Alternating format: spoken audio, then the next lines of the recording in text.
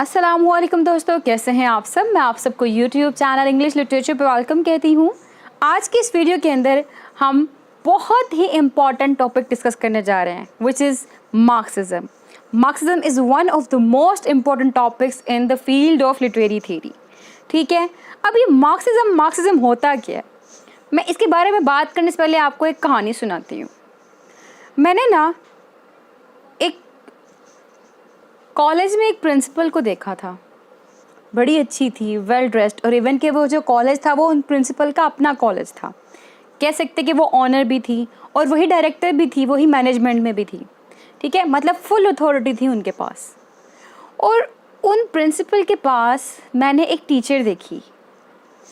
Teacher like सारी staff की जो टीचर्स थी उस ऑफिस में बैठी हुई थी प्रिंसिपल के पास। वो टीचर थी, वो विजिटिंग लेक्चरर थी वहाँ पे। ठीक है, विजिटिंग लेक्चरार थी वहाँ पे वो। और I was shock to see that कि जो प्रिंसिपल थी वो इंसल्टिंग वे में उनसे बात कर रही थी। ठीक है, सेल्फ रिस्पेक्ट हर बंदे की होती है, इज़्ज़त नफ्स हर बंदे की होती है। और वो जो प्रिंसिपल थी ना, वो उनको वहाँ पे ह्यूमिलेट कर रही थी हर टीचर्स के सामने।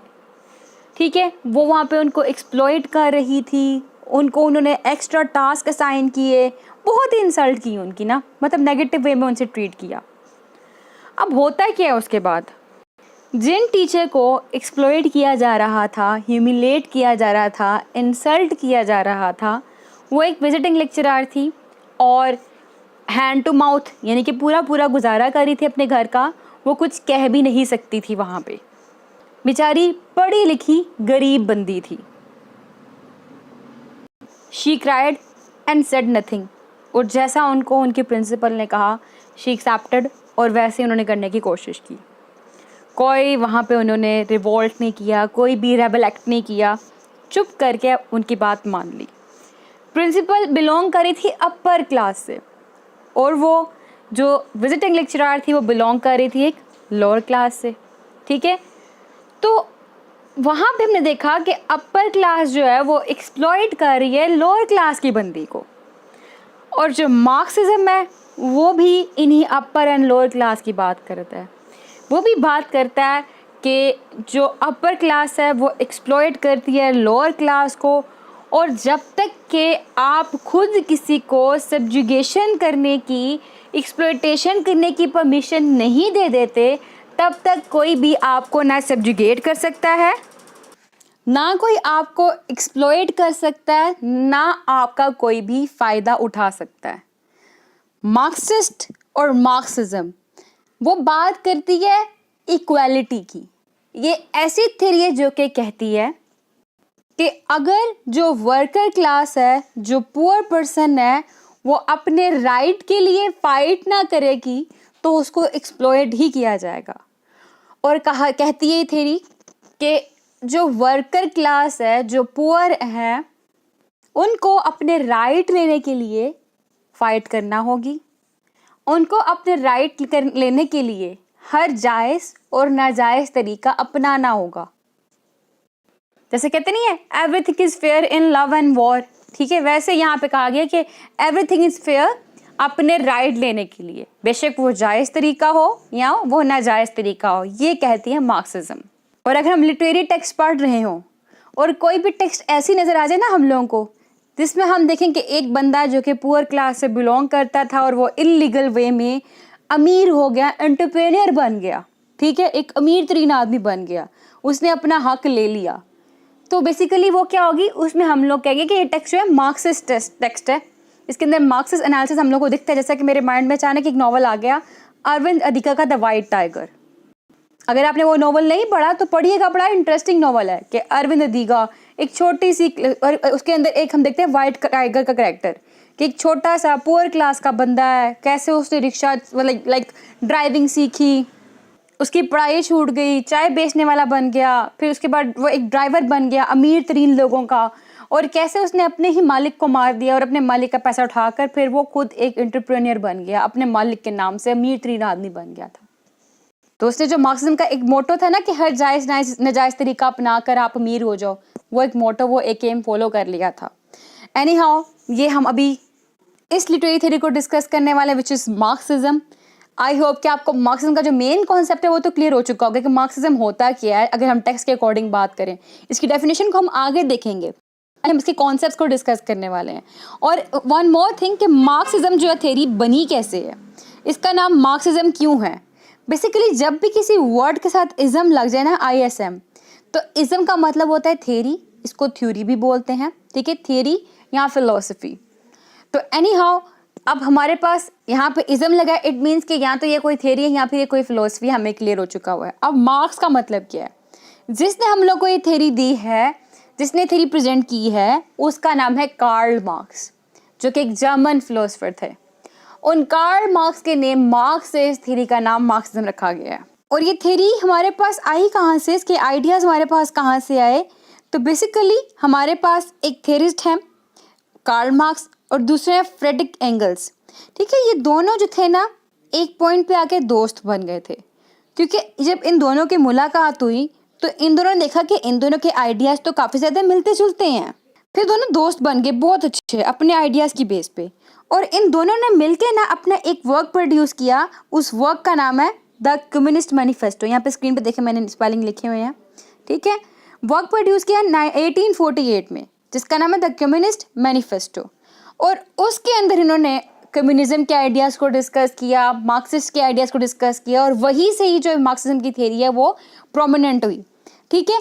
और वन मोर थिंग जो कि बहुत मज़े की बात है, अपनी मार्क्सिज्म की थ्योरी प्रेजेंट करने के बाद ये बेचारे दोनों दोस्त, इनको बहुत दफ़ा जिस जगह पे, जिस कंट्री में रह रहे थे, इनको वहाँ से एग्जाइल कर दिया गया था। ये फ्रांस गए, इनको फ्रांस से भी निकाल दिया गया, बेल्जियम गए, वहाँ से भी निकाल दिया गया, फिर लंदन गए, ठीक है। और लंदन में इनको लंदन से भी निकाल दिया गया था, वहाँ से भी एग्जाइल कर दिया गया था। लेकिन वहाँ पे जॉन रसल नेम का एक पर्सन था, एक लीडर था, उसने फिर इनको रोका था क्योंकि उनको कुछ मार्क्सिस्ट आइडिया पसंद आए थे। तो एनी हाउ मार्क्सिज्म का ओरिजिन 19th सेंचुरी में हुआ था, ठीक है। ये पॉइंट आपको क्लियर हो चुके हैं। अब हम बात करने जा रहे हैं इस लेक्चर के अंदर इन कॉन्सेप्ट्स की, ठीक है। इन डेप्थ हम इन कॉन्सेप्ट्स को डिस्कस करने वाले, क्योंकि आपने जब मुझसे रिक्वेस्ट की तो आपने मुझे रिक्वेस्ट में बार बार मेंशन किया था कि मैम मार्क्सिज्म का लेक्चर ऐसे बनाइएगा कि उसमें जो उसके मेन कॉन्सेप्ट्स हैं आप उनको वन बाय वन डिस्कस कीजिएगा। इसलिए मेरी पूरी कोशिश ये है कि मैं one by one in discuss करूं, जिसमें हम लोग बोर्जुआ को डिस्कस करेंगे एंड प्रोलेटरिएट को डिस्कस करेंगे, कम्युनिज्म एंड कैपिटलिज्म को डिस्कस करेंगे, हैव्स एंड हैव नोट्स को डिस्कस करेंगे, सुपर स्ट्रक्चर एंड बेस को डिस्कस करने वाले हैं, सरप्लस वैल्यू को डिस्कस करेंगे, एंड एलिनेशन क्या होता है, क्लास कॉन्शियसनेस क्या होता है, इन एडिशन हेजेमनी, मैंने यहाँ पे नहीं लिखा लेकिन हम हेजेमनी को भी डिस्कस करने वाले हैं इस लेक्चर के अंदर। तो एनी हाउ ये इंपॉर्टेंट कॉन्सेप्ट डिस्कस करने जा रहे हैं इसमें। फर्दरमोर कौन से इंपॉर्टेंट थेरिस्ट हैं, यानी कि जो मार्क्सिस्ट थेरिस्ट होते हैं वो, और इन एडिशन उनके कौन कौन से वर्क्स हैं, हम इनको भी कवर करेंगे इस लेक्चर में। तो एनी हाउ टाइम को वेस्ट किए बगैर हम बात करते हैं सबसे पहले बोर्जुआ एंड प्रोलेटरिएट के ऊपर, कि बोर्जुआ क्या है, प्रोलेटरिएट क्या है। अभी मैंने आपको एक एग्जांपल दी थी लेक्चर शुरू करने से बिल्कुल स्टार्टिंग पे ही, एक प्रिंसिपल की और एक वर्कर टीचर की, जो कि वहाँ पे विजिटिंग पे थी, बेचारी कुछ कर भी नहीं सकती थी, घर में जो बच्चे वगैरह उनका पेट पालना था। अब जो प्रिंसिपल थी ना, वो बेसिकली बोर्जुआ क्लास से बिलोंग करती थी, और जो वहाँ पे अपनी सर्विस को सेल कर रही थी, अपने लेबर को सेल कर रही थी, वो कौन थी, टीचर। तो वो कहाँ से बिलोंग कर रही हैं, प्रोलेटरिएट से। जी बिल्कुल, जैसे कि बोर्जुआ कहते हैं उस बंदे को जिसके पास अपने मीन्स ऑफ प्रोडक्शन होते हैं। और मीन्स ऑफ प्रोडक्शन किसे कहते हैं, जिसके पास अपनी इंडस्ट्री हो, अपने लैंड हो, अपने टूल्स हो, अपनी फैक्ट्रीज हो, अपने मशीन्स हो, ठीक है, इन सबको कहते हैं मीन्स ऑफ प्रोडक्शन। तो मीन्स ऑफ प्रोडक्शन बेसिकली होते हैं बोर्जुआ के पास, और बड़े ही अमीर तरीन लोग होते हैं, ज़्यादातर पैसा इनके पास ही होता है। और ऑन द अदर हैंड प्रोलेटरिएट ऐसे लोग होते हैं जो कि मेहनत करके, मतलब काम करके पैसा कमाते हैं। उनको डेली बेसिस पे या मंथली बेसिस पे अर्निंग मिलती है, ठीक है, उनको उनकी पे मिलती है, सैलरी मिलती है, और वो पेट को पालने के लिए, घर को चलाने के लिए कहते हैं, अपने लेबर को सेल करते हैं, अपनी मजदूरी को सेल करते हैं, अपनी मजदूरी देते हैं, और उस तरह से वो सर्वाइव कर पाते हैं। स्क्रीन पे जरा देखें, जरा लिखा है bourgeois refers to a capitalist bourgeois refers to capitalist who own the means of production and most of the wealth in the society. मैंने बता दिया प्रोडक्शन क्या होता है, यानी कि उनके पास खुद के मीन्स ऑफ प्रोडक्शन है, machines, factories, tools, lands, raw material, सब कुछ, और वेल्दी पीपल होते हैं सोसाइटी के अंदर। लेकिन प्रोलेटरिएट क्या है, proletariat refers to wage earners, wage earners यानी कि जो डेली बेसिस पे अर्निंग कमाते हैं, पैसा कमाते हैं, सैलरी अर्न करते हैं। Who do not own means of production, इनके पास अपनी कोई लैंड, अपनी कोई फैक्ट्रीज, रॉ मटेरियल्स, मशीन्स वगैरह नहीं होते, ठीक है। Who do not own means of production and must sell their labour to survive, इनके पास क्या है, अपना लेबर, उसी को सेल करते हैं, यानी कि खुद ही मजदूरी करके सर्वाइव करते हैं। फिर देखिए पॉइंट दोबारा, बोर्जुआ के बारे में, ऑन्स द मीन्स ऑफ प्रोडक्शन, ये मीन्स ऑफ प्रोडक्शन के खुद ही ऑनर होते हैं। ऑन द अदर हैंड जो प्रोलेटरिएट है, does not own means of production and survive by selling their labour, ठीक है। फिर देखिए बोर्जुआ की तरफ, exploits proletariats and makes massive profits, कि जो प्रोलेटरिएट्स होते हैं उनको एक्सप्लॉइट करते हैं और उनसे ज़्यादा प्रॉफिट अर्न करते हैं, जबकि जो बोर्जुआ हैं, सॉरी प्रोलेटरिएट क्या करते हैं, exploited by the bourgeois and generally earn a minimum wage and live in poverty, कि कम ही पैसा मिलता है उनको, ठीक है, और रहता है किसमें, पॉवर्टी में रहते हैं। जैसे कि मैंने बिल्कुल स्टोरी के स्टार्ट में, इस थ्योरी के स्टार्ट में बताई थी आपको एक कहानी प्रिंसिपल की और टीचर की, कि जो प्रिंसिपल है उसके पास भी बड़ा ज़्यादा पैसा है, पैसा कैसे कमा रहा है, वहाँ पे उन्होंने टीचर रखे थोड़ी थोड़ी पे के ऊपर, टीचर्स को इतना पे नहीं कर रहे, वो टीचर को थोड़ा थोड़ा पे कर रहे हैं, ठीक है, जबकि वो अर्न क्या कर रहे हैं, वहाँ पे 50,000 5,000 इतना ज़्यादा बच्चा आ रहा है, उन सबसे पैसा ले रहे हैं, और फीस कितनी लाखों के हिसाब से जाती है फीस।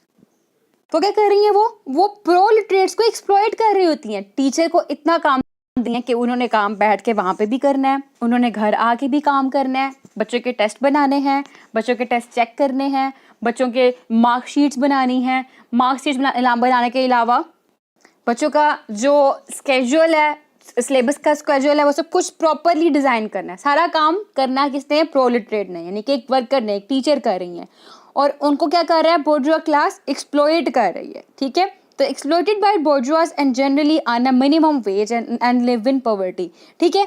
तो ये बात कर रहा है इसके अंदर बोर्जुआ की एंड प्रोलेटरिएट की मार्क्सिज्म, इस पूरी स्टोरी के अंदर, पूरी थ्योरी के अंदर। तो अभी आपको कि मार्क्सिज्म का मेन आइडिया क्या है क्लियर होना शुरू होगा कि वो क्या है, क्लास स्ट्रगल की बात करता है।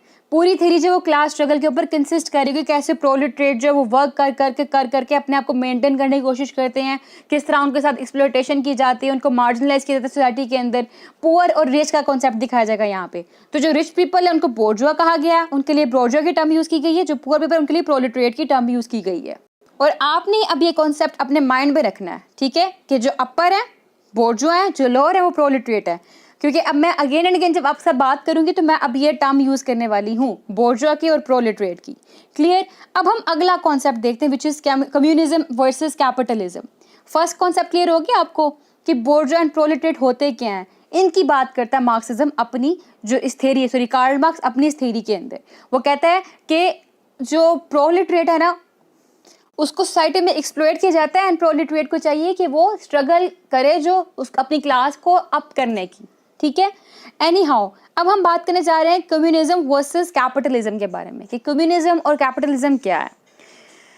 अब कैपिटलिज्म क्या होता है, जिसमें टोटल कंट्रोल जो है ना, टोटल कंट्रोल इकोनॉमी का वो प्राइवेट सेक्टर के हाथ में होता है। और जब सारा कंट्रोल प्राइवेट सेक्टर के हाथों में होगा, ठीक है, जो प्रोडक्शन के फैक्टर्स वो भी प्राइवेट सेक्टर के हाथों में होंगे, इकोनॉमी प्राइवेट सेक्टर के हाथों में होगी, तो इसमें क्या किया जाता है, इसमें जो काम करने वाले लोग हैं ना उनका कंपटीशन बढ़ जाता है, ठीक है। इनका जो कंपटीशन है ना वो एक अनएंडिंग अफेयर की तरह का होता है, क्योंकि जो डिफरेंट लोग होते हैं ना वो जितने भी रिसोर्सेज अवेलेबल होते हैं उनके ऊपर काम करने की ज़्यादा से ज़्यादा कोशिश करते हैं, क्योंकि जितना ज़्यादा काम किया जाएगा उनको उतना ज़्यादा वेल्थ मिलेगी। इसमें गवर्नमेंट का कोई भी रोल नहीं होता, ठीक है, सारा काम क्या है, प्राइवेट सेक्टर का है। कंपटीशन इसमें ज़्यादा होता है, जब ज़्यादा कंपटीशन होगा ना तो हर कोई कोशिश करके ज़्यादा ज़्यादा अर्न करने की। अब इसमें जो मनी की डिस्ट्रीब्यूशन होती है ना वो इक्वल लेवल पे नहीं होती, अनइक्वल डिस्ट्रीब्यूशन होती है वेल्थ की। जो लोअर रैंक से बिलोंग करने वाला उसके पास कम पैसा जाएगा, जो हायर रैंक से बिलोंग करने वाला उसके पास ज़्यादा पैसा जाएगा। तो यहाँ पे क्या हुआ, अनइक्वल डिस्ट्रीब्यूशन ऑफ वेल्थ हो गई। अब स्क्रीन पे जरा डेफिनेशन देखें। Capitalism refers to an economic, political and social system in which the private sector controls all the instruments of wealth making and the factors of production, यानी कि means of जिसका कहते हैं means of production, वो सारा कुछ, वो सब कुछ private sector के पास आता है। In this system, competition is an unending affair as different entities compete for the available resources so that they can maximize their wealth. The government does not intervene in the activities of the people but remains at a distance, involving itself only when necessary. अब यहाँ पे यानी कि जो needy people हैं, अब उनको अगर अनइक्वल लेवल पे मनी का डिस्ट्रीब्यूशन किया जाएगा तो उनकी नीड्स भी पूरी नहीं होंगी, ठीक है. दैट इज़ वाई जो कम्युनिज्म है ना, वो कैपिटलिज्म को रिजेक्ट करता है. कम्युनिज्म नहीं फॉलो करता है इस फिलोसफी को, कम्युनिज्म नहीं अप्रिशिएट करता है इस आइडिया को. इसीलिए कैपिटलिज्म के रिजेक्शन में और उसके रिस्पॉन्स में जो हमारे पास फिलोसफी आती है, जो आइडिया आता है, जो थ्योरी आती है, वो कम्युनिज्म की. अब कम्युनिज्म क्या है? कम्युनिज्म कहता है कि सोसाइटी के अंदर जितने भी लोग हैं वो अपनी एबिलिटी के अकॉर्डिंग काम करें और उनको जो उनकी नीड है उस नीड्स के अकॉर्डिंग पे किया जाए. कैपिटलिज्म में हमारे पास जो प्राइवेट सेक्टर था वो एग्जिस्ट करता था, जो प्राइवेट प्रॉपर्टी थी वो एग्जिस्ट करती थी, लेकिन कम्युनिज्म के अंदर हमारे पास जो प्राइवेट प्रॉपर्टी है वो एग्जिस्ट नहीं करती. कहते हैं जो प्रॉपर्टी है ना वो किसकी होनी चाहिए, गवर्नमेंट प्रॉपर्टी की बात करते हैं ये. इसमें प्रॉपर्टी जो है ना is always communally owned. Communally means कि कम्युनिटी की फॉर्म में प्राइवेट प्रॉपर्टी जो प्रॉपर्टी है सॉरी होनी चाहिए, इंडिविजुअल फॉर्म में नहीं होनी चाहिए. मैं इसको और सिंप्लीफाई करके बताती हूँ कि हमारे पास एक तो कैपिटलिज्म है, दूसरी कम्युनिज्म, एक हमारे पास सोशलिज्म भी है, ठीक है. सोशलिज्म कहता है कि जो प्रॉपर्टी है वो इंडिविजुअली लेवल पे होनी चाहिए, जबकि कम्युनिज्म सोशलिज्म की भी उस आइडिया की रिजेक्शन करते कहता है कि प्रॉपर्टी जो है वो कम्युनिटी लेवल पे होनी चाहिए, ठीक है, यानी in the form of community होनी चाहिए. और इसके अलावा सोशलिज्म कहता है कि जो सोसाइटी के अंदर लोग रहते हैं ना वो कंट्रीब्यूशन करें, हर कोई कंट्रीब्यूशन करे अपनी एबिलिटी के अकॉर्डिंग, लेकिन उनको जो पे बैक मिलना है ना वो उनके कंट्रीब्यूशन के अकॉर्डिंग मिलना चाहिए, ठीक है. कैपिटलिस्टिक में कंट्रीब्यूशन के अकॉर्डिंग नहीं मिलता था, लो रैंक को लो मनी मिल रही थी, अपर रैंक को अपर हायर मनी मिल रही थी और लो रैंक के पास चांसेस भी नहीं आ रहे थे इतने काम करने के लिए. सोशलिज्म में क्या हुआ, तो कहता है हर कोई कंट्रीब्यूशन करे अपनी एबिलिटी के अकॉर्डिंग और उनको उनकी एबिलिटी के अकॉर्डिंग ही जो इन्होंने कंट्रीब्यूशन किया है ना उतना ही पे किया जाना चाहिए. ये सोशलिज्म कह रहा था. कम्युनिज्म कह रहा है कि हर कोई कंट्रीब्यूट करे सोसाइटी के अंदर काम में, लेकिन वो अपनी एबिलिटी के अकॉर्डिंग ही कंट्रीब्यूट करे, मगर जो उसको पैसा मिलना है वो कंट्रीब्यूशन के अकॉर्डिंग ना दिया जाए, उसकी नीड के अकॉर्डिंग दिया जाए कि उसकी जो बेसिक नीड्स है वो पूरी हो जाए. समझ लगी अब आपको कैपिटलिज्म की, कम्युनिज्म की, सोशलिज्म की. कि सोशलिज्म में क्या कहता है, जो कंट्रीब्यूशन मिलना है ना, जितना उसने अपनी एबिलिटी के अकॉर्डिंग काम किया है ना, जो काम कर रहे हैं सोसाइटी में अर्निंग के लिए, जितनी अपनी एबिलिटी के अंदर उसने एबिलिटी के अकॉर्डिंग पार्टिसिपेट किया है उसको उसके पार्टिसिपेट के अकॉर्डिंग ही, उसकी कंट्रीब्यूशन के अकॉर्डिंग ही उसको पे किया जाए. कैपिटलिज्म कह रहा था कि ज़्यादा को ज़्यादा दे रहा था, कम को कम दे रहा था, यानी कि जो कम रैंक से बिलोंग करते हैं लोग उनको कम पैसे दे रहा था, जो हाई रैंक से बिलोंग करते हैं उनको ज़्यादा पैसे दे रहा था, ठीक है. कम रैंक वाले के पास ज़्यादा अपॉर्चुनिटीज़ भी नहीं आ रही थी और हाई रैंक वाले के पास अपॉर्चुनिटीज़ ज़्यादा से ज़्यादा आ रही थी, वहाँ पे कंपटीशन बहुत ज़्यादा था. जबकि कम्युनिज्म क्या कह रहा है, कम्युनिज्म कह रहा है कि हर कोई सोसाइटी के अंदर कंट्रीब्यूट करे और काम अपनी एबिलिटी के अकॉर्डिंग करे और उनको जो पैसे मिलने हैं ना वो उनको उनकी नीड्स के अकॉर्डिंग दिए जाएं. ये इन तीनों के दरमियान में बेसिक डिफरेंस था. आप स्क्रीन पे ज़रा देखें. कहता है communism refers to an economic, political और social theory that has a perspective that all factors of production are owned and controlled by the community. जितने भी फैक्टर्स है प्रोडक्शन के वो सारे कम्युनिटी कंट्रोल करेगी. यहाँ पे कौन आ रहा था कैपिटलिज्म के अंदर, प्राइवेट सेक्टर कंट्रोल कर रहे थे. अब यहाँ पे क्या कहा गया, in this system of social functioning all members of the society are required to contribute to the welfare of the community as a whole, upon which one receives compensation concerning their abilities to participate.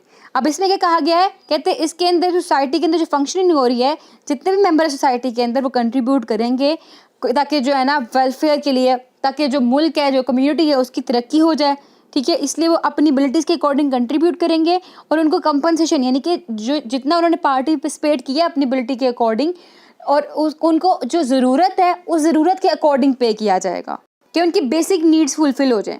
फिर the state is the dominant player as it's owns all the resources while the same time controlling the all factors of the production.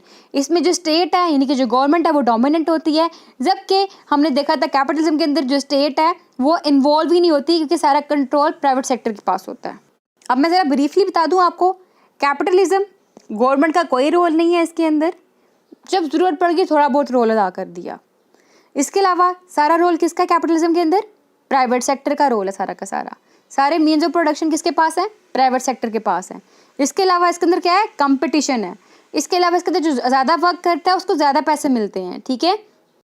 और जाहिर सी बात, जब ज़्यादा competition होगा तो wealth भी ज़्यादा होगी, क्योंकि जब कंपटीशन ज़्यादा होगा तो काम ज़्यादा होगा, जब काम ज़्यादा होगा तो वेल्थ ज़्यादा होगी। और फिर इसमें जो मनी की डिस्ट्रीब्यूशन है वो अनइक्वल लेवल पे की जाती है। पुअर को ज़्यादा पैसे नहीं मिलते, जबकि ज़्यादा काम करने वाला जो रिच क्लास का बंदा होता है उसको ज़्यादा पैसे मिलते हैं। ये था कैपिटलिज्म। अब कम्युनिज्म की बात की जाए तो इसमें सारा कंट्रोल किसका है? गवर्नमेंट का है। जितने भी इकोनॉमिकल फैसले हैं, डिसीजन किसने करने हैं? गवर्नमेंट ने करने हैं। इसके अलावा जो हमारे पास मीन्स ऑफ प्रोडक्शन है, ठीक है, वो किसके पास आएगा? मीन्स ऑफ प्रोडक्शन कम्युनिटी के पास आएगा। कम्युनिटी सारे के सारे मीन्स ऑफ प्रोडक्शन ऑन करती है। इसके अलावा इस पर जो पैसे हैं वो किसको दिए जाएंगे? सारे के सारे अपनी एबिलिटीज़ के अकॉर्डिंग काम करेंगे, और अपनी एबिलिटीज़ के अकॉर्डिंग काम करने के बाद जिसकी जो ज़रूरत है उसको उनकी ज़रूरत के मुताबिक पैसे दिए जाएंगे, ठीक है। और जब ऑब्वियस सी बात है जिसकी नीड के अकॉर्डिंग उसको पे किया जाएगा तो इट मीन्स ऑटोमेटिकली वेल्थ की इक्वालिटी आ जाएगी, ठीक है। जब नीड के अकॉर्डिंग पे किया जाएगा तो वेल्थ की इक्वालिटी भी ऑटोमेटिकली जनरेट हो जाएगी। ये सारे आइडियाज़ थे फॉल करे कम्युनिज्म के अंदर। जबकि मैंने आपको बताया सोशलिज्म भी एक चीज़ है। सोशलिज्म क्या कहता है कि वहाँ पे जितनी भी इंडिविजुअल हैं उनके पास प्राइवेट प्रॉपर्टी होनी चाहिए, ठीक है। इंडिविजुअल्स के पास प्राइवेट प्रॉपर्टी होनी चाहिए, इंडिविजुअल के पास ही मीन्स ऑफ प्रोडक्शन होने चाहिए, ठीक है। जबकि कम्युनिज्म कहता है कि प्राइवेट प्रॉपर्टी एग्जिस्ट नहीं करती, सारी प्रॉपर्टी गवर्नमेंट के अंडर आती है, गवर्नमेंट ने मनी को डिस्ट्रीब्यूट करना है, ठीक है। समझ लग रही पॉइंट की कि कम्युनिज्म कह रहा है गवर्नमेंट ने प्रॉपर्टी को डिस्ट्रीब्यूट करना है, जबकि सोशलिज्म कह रहा है प्रॉपर्टी इंडिविजुअल के पास होनी चाहिए, प्राइवेट प्रॉपर्टी होनी चाहिए, ठीक। एक ये पॉइंट याद रखिएगा कि प्रॉपर्टी इंडिविजुअल के पास होनी चाहिए और प्राइवेट प्रॉपर्टी होनी चाहिए, कह रहा है सोशलिज्म। जबकि कम्युनिज्म कह रहा है कि प्रॉपर्टी गवर्नमेंट के पास होगी और गवर्नमेंट ने ही जो प्रॉपर्टी है, अर्निंग मनी है, वो लोगों के अंदर डिस्ट्रीब्यूट करनी है। और कम्युनिज्म कहता है जो कम्युनिटी है ना उसके पास सारे मीन्स ऑफ प्रोडक्शन होने चाहिए, कम्युनिटी के पास मीन्स ऑफ प्रोडक्शन होने चाहिए। जबकि सोशलिज्म कहता है जो मेन मीन्स ऑफ प्रोडक्शन है सिर्फ और सिर्फ वो कम्युनिटी के पास होने चाहिए। और सोशलिज्म ये भी कहता है कि सोसाइटी में जितने भी लोग हैं वो अपना कंट्रीब्यूशन दें अपनी एबिलिटी के मुताबिक, लेकिन जो गेट बैक है वो उनको साइज ऑफ देयर कंट्रीब्यूशन दिया जाए, यानी कि जितना उनका कंट्रीब्यूशन उसको अकॉर्डिंग उनको दिया जाए पैसा। तो अब आपको कम्युनिज्म का, कैपिटलिज्म का, सोशलिज्म का जो डिफरेंस है वो क्लियर हो चुका कि मैंने इतना ज़्यादा फोकस और एम्फसाइज कर देना इसके ऊपर कि आपको इस कॉन्सेप्ट में अब जो है ना कन्फ्यूजन नहीं रही होगी, ठीक है। तो एनी हाउ अब हम नेक्स्ट कॉन्सेप्ट की बात करते हैं which is haves and have nots, oppressors and oppressed. हाँ, इस पर बात करने से पहले मैं एक और बात क्लियर कर दूँ कि जो कार्ल मार्क्स था ना, कार्ल मार्क्स कैपिटलिस्टिक सोसाइटी के अगेंस्ट था, और कार्ल मार्क्स ने ही कम्युनिस्ट आइडिया जो थे, कम्युनिज्म के आइडिया जो थे वो प्रमोट किए थे। और उनकी बुक जो थी द कम्युनिस्ट मैनिफेस्टो, वहाँ पे हम लोग को कम्युनिज्म के बहुत ज़्यादा आइडियाज़ पढ़ने को मिलते हैं। जो मेन आइडियाज़ थे वो मैंने आपके साथ अभी डिस्कस कर दिए हैं। और जो मार्क्सिज्म की थ्योरी है ना वो कम्युनिज्म के आइडियाज़ को फॉलो करती है, ठीक है। फिर इसके बाद हम लोगों को मार्क्सिज्म के अंदर हैव्स एंड हैव नोट्स का आइडिया देखने को मिलता है, विच मीन्स हैव्स जिनके पास है और हैव नोट्स जिनके पास नहीं है। हैव्स कौन है? बोर्जुआ। और हैव नोट्स कौन है? प्रोलेटरेट। हैव्स कौन है? ओप्रेसर्स। और हैव नोट्स कौन है? ओप्रेस्ड। यानी कि हैव्स वो लोग हैं जो कि बहुत रिच होते हैं और हैव नोट्स वो होते हैं जो कि पुअर क्लास से बिलोंग करते हैं। जैसे स्क्रीन पे देखें, if you refer to two groups of people as haves and have nots, you mean that the first group are very wealthy and the second groups are very poor. You can also refer generally to poor people as have nots. कि जो लोग होते हैं उनको हम लोग have nots भी कहते हैं। जैसे कि अगर हम बात की करें फॉर एग्जाम्पल मिडिल क्लास के लोग हैं, उनके पास पैसा है। अगर मैं मिडिल क्लास की बात करें, उनके पास पैसा, उन्होंने घर में वर्कर रखी, एक जो उनके घर में मेड आती है काम करके चले जाती है। तो जो मेड आती है काम करके जाती है वो हैव नोट्स में होती है, और जिनके घर में आके काम कर रही है, जो उसको पे भी कर रहे हैं, ठीक है, वो कौन में आ रहे हैं, वो हैव्स में आ रहे हैं। और मैंने कई घरों पे देखा है कि जहाँ पे उनकी मेड के साथ बहुत ही बुरा ट्रीट किया जा रहा होता है। जैसे कि अगर आप पिक्चर पे देख लें, फॉर एग्जाम्पल लेट्स सपोज हम देख लेते हैं कि ये जो एक आदमी खड़ा है ये घर का ओनर है, और ये जो नीचे बैठा उसे बैक कर रहा है वो उसका ड्राइवर है, ठीक है। ड्राइवर बैक कर रहा है, ड्राइवर के साथ बहुत बुरा सलूक कर रहा है। ऑन द अदर हैंड हम ये देख लें, ये जो आदमी है ये एक ऑफिस, एक फैक्ट्री का बॉस है। उसके बाद ये जो आदमी है नीचे बैठा हुआ बैक कर रहा है, ये क्या कर रहा है, लाइक ये कौन है, जो उस फैक्ट्री के अंदर एक आम सा मुलाजिम है, ठीक है। तो इट मीन्स ये जो आदमी खड़ा है ये कौन है, ये हैव्स है, और जो नीचे बैठा हुआ है वो कौन है, हैव नोट्स है। तो यहाँ पे भी आपको जो पुअर और रिच का कॉन्सेप्ट था, हैव एंड हैव नोट्स का कॉन्सेप्ट था, वो क्लियर हो चुका होगा। तो थ्रू एंड थ्रू हम देख रहे हैं अभी तक मास्टर में अपर एंड जो है ना लोअर क्लास उनकी बात की जा रही है। अब नेक्स्ट कॉन्सेप्ट है हमारे पास सुपर स्ट्रक्चर एंड बेस की। बेस को इंफ्रास्ट्रक्चर भी कहते हैं। बेस के अंदर हमारे रिलेशन ऑफ प्रोडक्शन आ जाते हैं एंड मीन्स ऑफ प्रोडक्शन आ जाते हैं। जैसे कि अगर हम रिलेशन ऑफ प्रोडक्शन की बात करें तो प्रोलेटरेट है, बोर्जुआ है, प्राइवेट प्रॉपर्टी है, कैपिटल, कमोडिटीज वगैरह हैं, ठीक है। मीन्स ऑफ प्रोडक्शन की बात करें हमारे पास फिर मशीन्स हैं, फैक्ट्रीज हैं, लैंड हैं, रॉ मटेरियल्स एटसेट्रा, ये सब कुछ है। तो वो सब रिलेशंस ऑफ प्रोडक्शंस, वो सब मीन्स ऑफ प्रोडक्शंस जो कि हमारी सोसाइटी के अंदर हम लोगों को अर्निंग करने के लिए conditions, economic condition of life को हम बेस कहते हैं। मतलब वो चीज़ें जो कि डायरेक्टली लिंक हैं इकोनॉमिक कंडीशंस ऑफ लाइफ में, यानी पैसा कमाने के लिए, इकोनॉमी कमाने के लिए जो चीज़ें डायरेक्टली लिंक्ड हैं उनको हम बेस कहते हैं। क्लियर? स्क्रीन पर देखें, Marx called the economic conditions of life the base और infrastructure. The base includes everything from technology and raw materials to the social organisation of work place. सब कुछ आ जाता है इसके अंदर। जैसे कि मैंने बताया relations of production and means of production. Means of production क्या होते हैं, machines, factories, land, raw materials वगैरह वगैरह, इन चीज़ों को यूज़ करके पैसा कमाया जाता है। रिलेशंस ऑफ प्रोडक्शन क्या है, proletariat, bourgeois etcetera, private property, capital, commodities वगैरह वगैरह। यानी कि अगर हम बोर्जुआ की बात करें, बोर्जुआ बंदा यानी कि मिडिल क्लास के बंदे के पास अगर, या फिर अपर क्लास के बंदे के पास अगर फैक्ट्री है, तो फैक्ट्री किस लिए बनाई है उसने, मीन्स ऑफ प्रोडक्शन के लिए, मतलब पैसा कमाने के लिए। और उसने वहाँ पे पैसा कमाने के लिए अगर फैक्ट्री बनाई है, वहाँ पे प्रोलेटरेट काम करेगा तभी तो पैसा कमा सकेगा ना। तो इसलिए बेस जो है उसमें हमारे रिलेशन ऑफ प्रोडक्शन आ जाते हैं और मीन्स ऑफ प्रोडक्शन आ जाते हैं। जबकि on the other hand super structure क्या होता है, सुपर स्ट्रक्चर जो है ना, everything not directly to do with production, जिसका प्रोडक्शन के साथ डायरेक्टली कोई लिंक नहीं होता। जैसे कि media, politics, religion, culture, education, ideology, इन सब का प्रोडक्शन के साथ डायरेक्टली कोई लिंक नहीं होता, लेकिन इसका इफेक्ट होता है बेस के ऊपर, और बेस जो है वो शेप करती है सुपर स्ट्रक्चर को। यानी अगर हमारे पास फैक्ट्रीज वगैरह होंगी, प्रोलिटरेट होंगे, तब हमारी अर्निंग हो पाएगी। हमारी अर्निंग अच्छी होगी तभी हमारी पॉलिटिक्स मेंटेन होगी, फैमिली, एजुकेशन, कल्चर, रिलीजन वगैरह मेंटेन होंगे, ठीक है। और उसके बाद अगर हमारे पास मीडिया होगा, पॉलिटिक्स होगी, रिलीजन, फैमिली, कल्चर, एजुकेशन वगैरह होंगे, तभी तो हमारे पास ये रिलेशन ऑफ प्रोडक्शन और मीन्स ऑफ प्रोडक्शन काम कर पाएंगे, है ना। तो यानी कि ये दोनों एक दूसरे के बगैर कुछ भी नहीं है। सुपर स्ट्रक्चर के लिए बेस का होना ज़रूरी है, बेस के लिए सुपर स्ट्रक्चर का होना ज़रूरी है। तो बेस शेप करती है सुपर स्ट्रक्चर को, और सुपर स्ट्रक्चर जो मेंटेन करता है बेस को। जैसे स्क्रीन पर डेफिनेशन देखें, दिस इकोनॉमिक बेस, जो मैंने ऊपर इकोनॉमिक्स बेस की बात की है ना, कहता है this economic base has a powerful effect on the super structure, marks term for society, culture and world of ideas.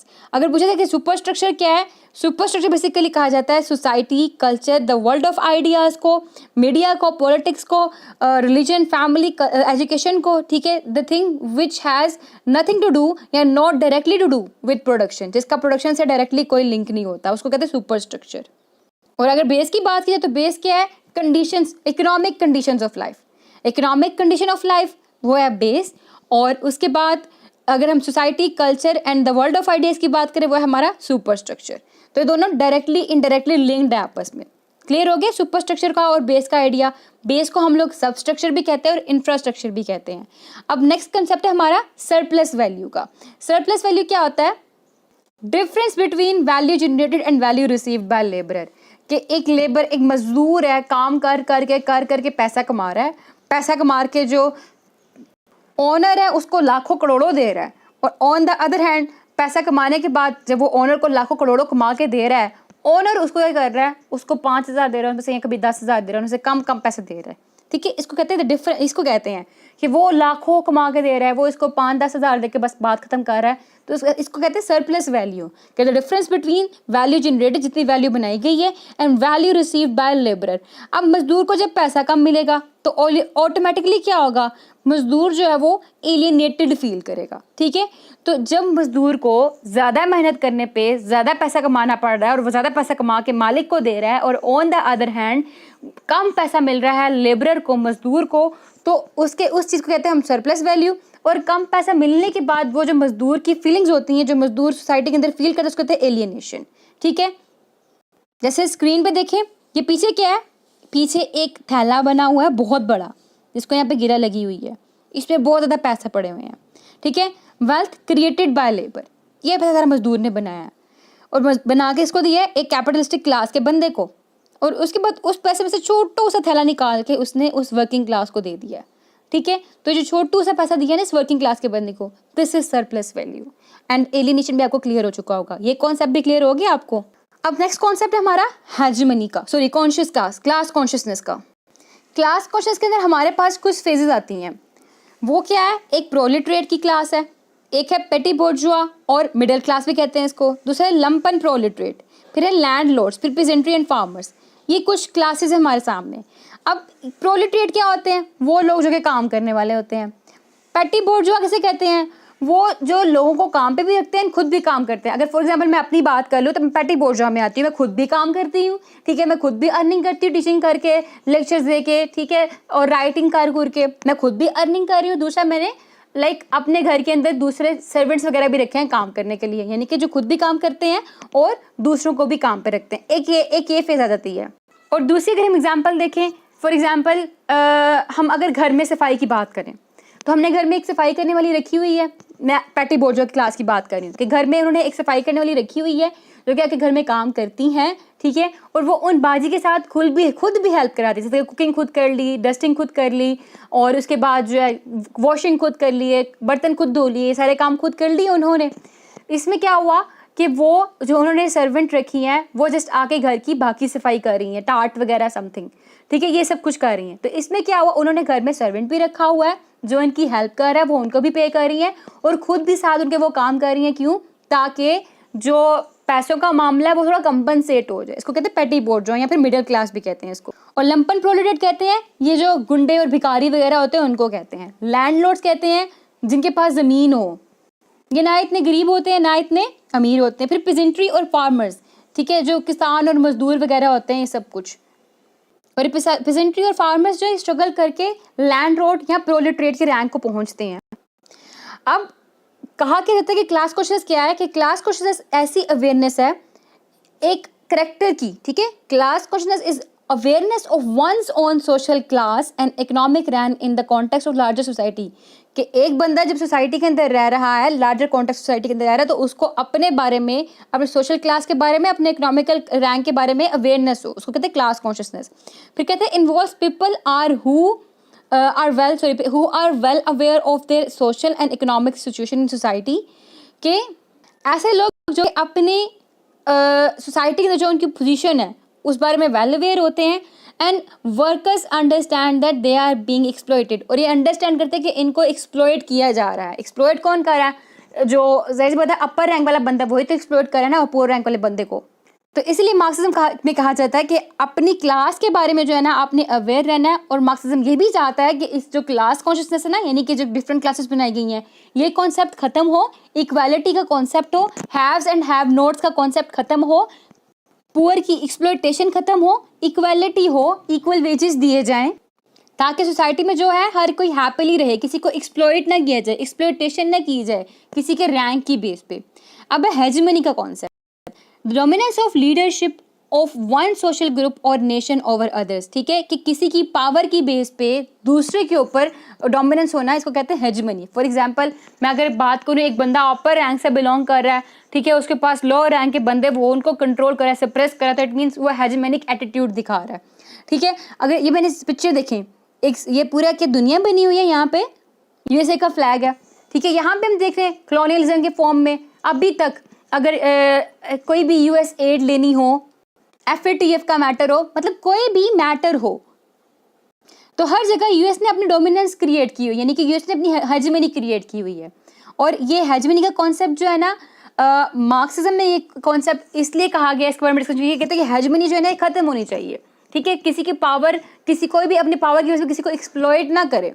यहाँ पे हम कह सकते हैं कि जिसके पास पावर है उसके पास डिस्कोर्स है, जिसके पास डिस्कोर्स है उसके पास आइडियोलॉजी है, जिसके पास आइडियोलॉजी है वो अपनी आइडियोलॉजी की बेस पे अपनी पावर को, यानी कि अपनी हेजेमनी को यूज करते वो लोगों को एक्सप्लॉइट करता है। और सम टाइम लोगों को ये पता भी नहीं चलता कि उनको एक्सप्लॉइट किया जा रहा है, ठीक है। तो वहाँ पे हमने क्लास कॉन्शियस पढ़ा था ना, वहाँ पे क्या चीज़ बताई गई है, यही चीज़ बताई गई कि उस बंदे को पता हो कि उसको एक्सप्लॉइट किया जा रहा है और वो अपने आप को एक्सप्लॉइट ना करे, क्योंकि किसी को भी कोई भी तब तक एक्सप्लॉइट नहीं कर सकता जब तक वो खुद अपने आप को एक्सप्लॉइट करने की परमिशन ना दे। तो इसीलिए जो मार्क्सिज्म की थ्योरी है उसका मोटो भी यही है कि हर जायज़ नाजायज़ तरीके से अपने हक की बात करो, अपना हक लेके रहो। एनी हाउ, ये कुछ मेन कॉन्सेप्ट्स थे। अब बात करते कि आपने किसी टेक्स्ट को कैसे रिकॉग्नाइज करना है कि वो मार्क्सिस्ट टेक्स्ट है। अगर टेक्स्ट में इकोनॉमी की बात की जाए, मनी की बात की जाए, एक्सप्लॉयटेशन ऑफ पुअर की बात की जाए, डिस्क्रिमिनेशन ऑफ पुअर की बात की जाए, रिच एंड पुअर क्लास की बात की जाए, या क्लास स्ट्रगल की बात की जाए, ठीक है, जहाँ पे पैसा पैसा हो, वो गाना था ना, क्यों पैसा पैसा करती तो पैसे भी क्यों मरती है, ठीक है, उसमें भी क्या है, वो भी मार्क्सिस्ट सॉन्ग है, उसमें भी मार्क्सिज्म हमारे पास डोमिनेंस आता है। कि अब एक और डायलॉग सुना था कि तू पैसे के पीछे तू लड़की के पीछे भागेगा, लड़की तुझे छोड़ के भागेगी, इस तरह कोई डायलॉग था, लेकिन तू पैसे के पीछे भागेगा, लड़की तेरे पीछे भागेगी। वहाँ पे भी हमारे पास मार्क्सिस्ट एटीट्यूड नजर आता है।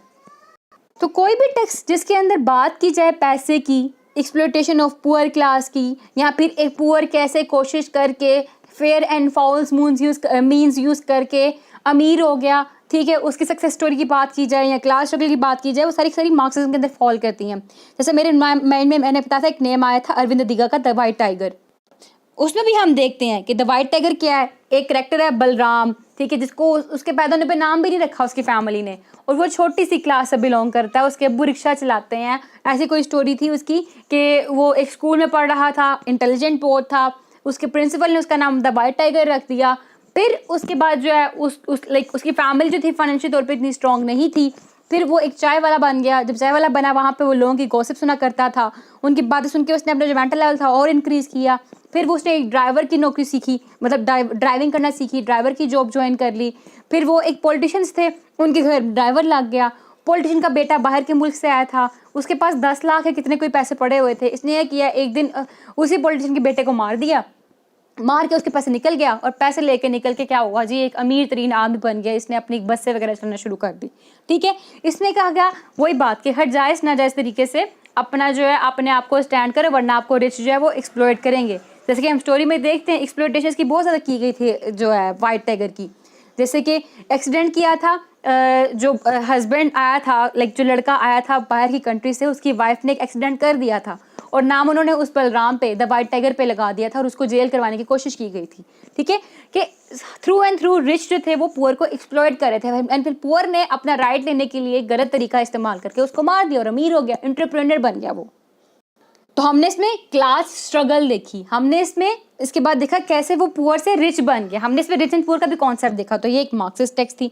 गॉड ऑफ स्मॉल थिंग, बेलूदा का कैरेक्टर है, उसको एक्सप्लॉइट किया गया, उसको मारा गया, ठीक है। उसके बाद अमू को बेलूदा के साथ मिलन दिया गया, क्योंकि बेलूदा लो रैंक से बिलोंग कर रहा था, अमू एक हायर क्लास की लड़की थी, ठीक है। तो the God of small thing भी एक हायर लिस्ट मार्क्सिस्ट टेक्स्ट है।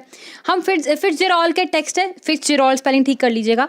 The great Gatsby, the great Gatsby जो है बेसिकली टोटली मार्क्सिस्ट वर्क है, जिसमें उन्होंने ईस्ट एग और वेस्ट एग की बात की है, पुराने अमीर और नए अमीर की बात की है, ठीक है। तो जिसमें भी पैसों की बात की जा रही है, अमीरी की गरीबी की बात की जा रही है, स्ट्रगल की बात की जा रही है, they all fall in the category of Marxism.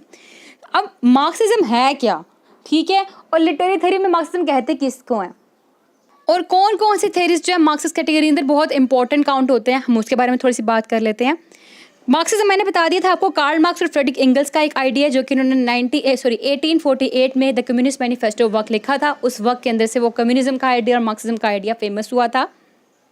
Karl Marx एक कम्युनिस्ट था, जबकि फ्रेडरिक एंगल्स जो है वो एक सोशलिस्ट था। सोशलिज्म क्या होता है मैं आपको बता चुकी हूँ, और जो है मार्क्सिज्म क्या होता है कम्युनिज्म क्या होता है मैं आपको बता चुकी हूँ, कॉन्सेप्ट आपको क्लियर होंगे, ठीक है। अब इन्होंने देखा कि इनके आइडियाज़ तो काफ़ी मिलते जुलते हैं, इन्होंने अपना वर्क पब्लिश कर दिया, जिससे इनके जो फर्दर आइडियाज़ थे वो प्रमोट होना शुरू हुए, जिसमें उन्होंने क्लास स्ट्रगल की बात की थी, रिच एंड पुअर की बात की थी, हैव एंड हैव नोट्स की बात की थी, क्लास कॉन्शियस की बात की थी, प्रोलेटरेट एंड बोर्जुआ की बात की थी, फाइट फॉर द राइट की बात की थी। ठीक है, सारा कुछ फॉल कर रहा है मार्क्सिज्म के अंदर। तो basically Marxism is a materialist philosophy which try to interpret the world based on the concrete natural world around us and the society we live in, कि हमारे इर्द गिर्द जो सोसाइटी है, जो वर्ल्ड है, मटेरियलिस्टिक कॉन्टेक्स्ट के अंदर उसकी स्टडी करना मार्क्सिज्म होता है। ठीक है, लिटरेरी थ्योरी के अंदर हम फर्दर देखें तो क्या है, कहता है a Marxist interpretation reads the text as an expression of contemporary class struggle, कि जो क्लास स्ट्रगल है उसके बारे में बात की जा रही होती है। Literature is not simply a matter of personal expressions or taste, it somehow relates the social and political condition of the time. Basically Karl Marx ने लिटरेचर को प्रोपेगेंडा भी कहा था, जिसको फर्दर थेरिस्ट ने रिजेक्ट किया था कि लिटरेचर प्रोपेगेंडा नहीं होता, लेकिन एनी हाउ कार्ल मार्क्स ने वर्ड यूज़ किया था लिटरेचर के लिए प्रोपेगेंडा का, और कहा गया था इसमें जो है ना सोशल एंड पॉलिटिकल कंडीशन की बात की जाती है टाइम के अकॉर्डिंग। जैसे मैंने लिखा how it relates is of course up for debate, कि अभी तक इसके ऊपर बहस की जा रही होती है। और इवन इसमें कहा जाता है कि हिस्ट्री को देखा जाए, क्योंकि हिस्ट्री जो है is not only a narrative. ठीक है, history is narrative of nothing but class struggle. History class struggle के बारे में एक नरेशन है। या फिर हिस्ट्री की स्टडी करना, लिटरेचर को हिस्टोरिकल पर्सपेक्टिव में स्टडी करना, मटेरियलिस्टिक पॉइंट ऑफ व्यू के साथ, मटेरियलिस्टिक इंटरप्रिटेशन के साथ, कि कैसे हिस्ट्री की डेवलपमेंट हुई, तो उसमें हम देखेंगे क्लास स्ट्रगल काफ़ी ज़्यादा फेस करना पड़ी थी लोगों को, काफ़ी ज़्यादा उन्होंने क्लास स्ट्रगल की थी। This all are fall in the category of literary theory. और मार्क्सिज्म को फिर हम सोशो इकोनॉमिक वर्ल्ड व्यू भी कहते हैं, या फिर ये एक socio political, economic and cultural movement है जिसके अंदर क्लास स्ट्रगल की बात की जाती है। ठीक है, सिंपली ये मार्क्सिज्म होता है। कौन से जो थेरिस्ट है इंपॉर्टेंट है इसके अंदर, वो आप देख लें स्क्रीन पे। कार्ल मार्क्स है विद फ्रेडरिक एंगल्स, जिनका द कम्युनिस्ट मैनिफेस्टो फेमस है, फिर डैस कैपिटल, और उसके बाद consciousness derived from material conditions from the German ideology, फिर है on Greek art in its time from a contribution to the critique of political economy, ये इनके फेमस वर्क हैं विद पब्लिकेशन डेट। फिर है Leo Tolstoy literature and revolution, उसके बाद है जॉर्ज लुकास जो कि the ideology of modernism, date mention है पब्लिकेशन की। फिर वॉल्टर बेंजामिन जो कि the work of art in the age of mechanical reproduction. फिर है थियोडोर डब्ल्यू अडोर्नो, ये भी इंपॉर्टेंट नेम है। फिर एल्थ्यूजर का भी बहुत इंपॉर्टेंट नेम है जिनका वर्क है रीडिंग कैपिटल। फिर है टेरी एगल्टन का work Marxism and literary criticism and ideology. फिर फ्रेडरिक जेम्सन का वर्क है Marxism and form the political unconscious. फिर है हैबरमस का work the philosophical discourse of modernity. ठीक है, इनकी पब्लिकेशन डेट साथ में मैंने लिखी हुई है। ये सब के सब इंपॉर्टेंट थेरिस्ट हैं। और अगर हम क्रिटिकल थेरी की बात करें जो कि हमारा एक सब्जेक्ट है, तो उन क्रिटिकल थेरी भी हमारी मार्क्सिज्म के ऊपर ही बेस कर रही होती है। क्लियर? तो एनी हो आई होप कि आपको जितने भी इसके मेजर कॉन्सेप्ट्स थे इन एडिशन मार्क्सिज्म थेरी होती क्या, वो सारे के सारे क्लियर हो चुके होंगे। Thank you for watching this, हमारे साथ रहिएगा। फिर मिलते हैं नेक्स्ट वीडियो में नेक्स्ट लेक्चर के साथ। Thank you for watching. अल्लाह हाफिज़।